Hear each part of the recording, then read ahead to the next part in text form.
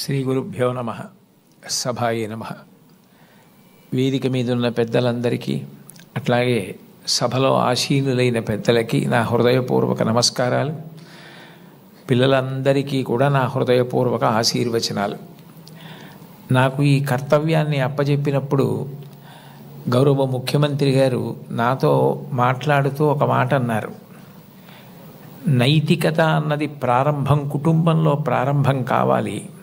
తల్లి మాట వినడం, తండ్రి మాట వినడం, అన్నదమ్ముల్ని ప్రేమించడం ప్రారంభమైతే సమాజాన్నంతటినీ ప్రేమించడం తనంత తానుగా అలవాటవుతుంది.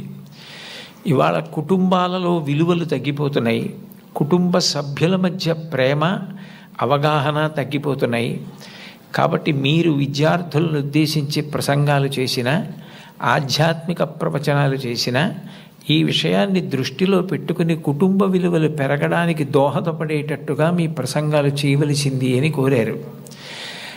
ఇది మొట్టమొదటిసారి ప్రభుత్వ పక్షాన జరుగుతున్నటువంటి విద్యార్థుల సమ్మేళనం కాబట్టి నాకు ఎవరు ఈ కర్తవ్యాన్ని అప్పచెప్పారో వారు నాకు చేసిన సూచనని నేను ఔదలదాల్చవలసి ఉంటుంది. కాబట్టి వారు చేసిన సూచనతోటే నా ప్రసంగాన్ని ప్రారంభం చెయ్యాలి అని నేను అనుకున్నాను.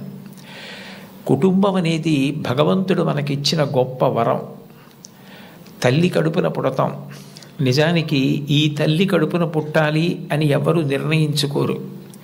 అమ్మ కడుపులో కటిక చీకట్లో తల కిందకి కాళ్ళు పైకి పెట్టి 9 నెలలు పెరిగిన తరువాత తాను విసర్జించిన మలమూత్రములలో ఉంచి పుట్టినటువంటి క్రిమికీటకములే కోమలమైన తన శరీరాన్ని కొరుకుతుంటే బాధపడలేక చిట్ట చివరికి ప్రసవమై తల్లి కడుపులోంచి బయటికి వచ్చినటువంటి శిశువు ఒక్కసారి 6 అడుగుల ఎత్తు ఉన్నటువంటి పెద్ద పెద్ద ఆకారాలు, దీపాలు, కాంతి, దానికి తోడు మాటలు ఇవన్నీ వినపడి శరీరావయవములు పనిచేయడం ఆగిపోయి మూత్రపిండాలు, గుండె మొదలైనటువంటివి కూడా ఆగిపోయే పరిస్థితి ఏర్పడితే అప్పుడు అమ్మ తొలి దైవమై ఆమె యొక్క స్తనము నుండి కోలోస్ట్రం అనబడేటటువంటి పసుపు పచ్చటి ఎరుపు రంగులో ఉన్న ముద్ద, ఒక ద్రవం విడుదలవుతుంది.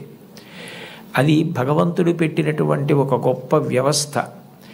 ఏమీ తెలియనటువంటి పసిపిల్లవాడు అంత భయానక స్థితిలో అటువంటి ఆకారాలు, వెలుతురు చూసి భీతిల్లిపోతే లోపల ఉన్నటువంటి మలం గడ్డ కట్టేసి నల్లగా అయిపోయి, బ్లాక్ స్టూల్ అంటారట దాన్ని, నల్లగా అయిపోయి ఆ మలాన్ని విసర్జించడం చేతకాక హృదయ స్పందన కూడా ఆగిపోయే స్థితి ఏర్పడితే అప్పుడు పిల్లవాడికి గొప్ప స్వాంతన కలిగి కే మొదలైనటువంటి విటమిన్లతో కూడుకుని మళ్ళీ లోపల ఉన్న ప్రధానమైన అవయవాలన్నీ పనిచేసి గడ్డ కట్టినటువంటి మలం బయటికి వెళ్ళిపోయేటట్టుగా చేయగలిగిన శక్తి కలిగిన కోలోస్ట్రం అమ్మ యొక్క స్తనం నుంచి విడుదలవుతోంది.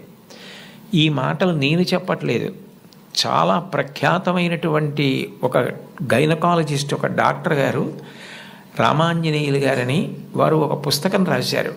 ఆ పుస్తకం ఇంగ్లీష్లో ఉంది, మాతృదేవో భవ అని.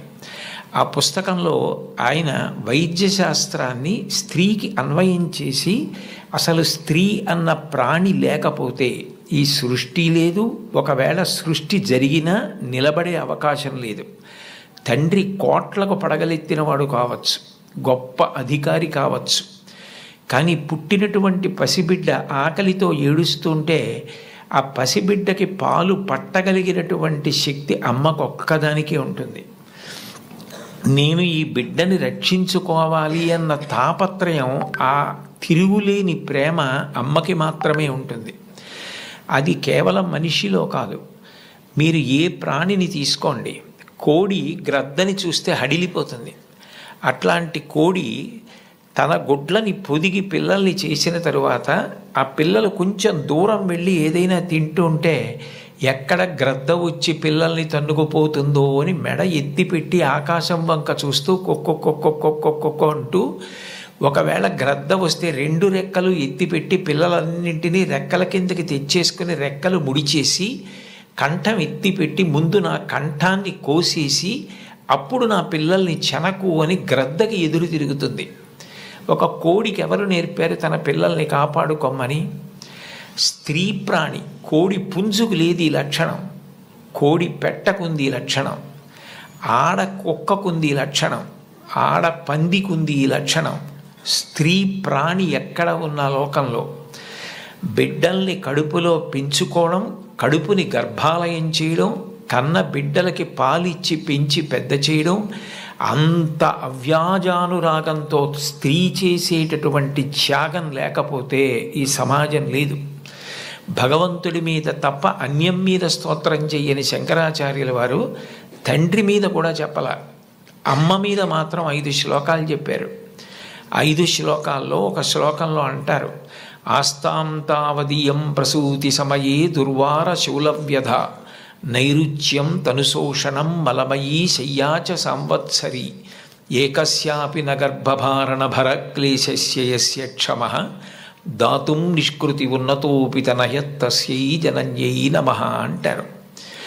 9 నెలలు కడుపు పెద్దదై వికారమును పొంది తాను వంగలేక పని చేసుకోలేక తిందామంటే ఆహారం సహించక ఎంతో కష్టపడి తాను మరణ సదృశమైనటువంటి వేదన పొంది అన్ని నిప్పులు పడి బిడ్డని ప్రసవించి ఆ బిడ్డకి పాలిచ్చి పెంచి పెద్ద చేసి ఏడాది పాటు చలికాలం లేదు, వర్షాకాలం లేదు, మంచంలోనే మలమూత్ర విసర్జన చేస్తే ఆ మలమూత్రములను తుడిచి కడిగి బిడ్డని రక్షించి తాను ఉపవాసాలు చేసి చిట్ట చివరికి అవసరమైతే పిల్లవాడు ఎంత పెద్దవాడైనా వాడికి ఏదైనా కించిత్ అనారోగ్యం కలిగిందంటే భయం వేసినటువంటి మనసుతో నా ఆయుర్దాయం కూడా నువ్వే పోసుకొని బ్రతుకని అనగలిగినటువంటి వ్యక్తి ప్రపంచంలో ఉంటే అది అమ్మ ఒక్కతే.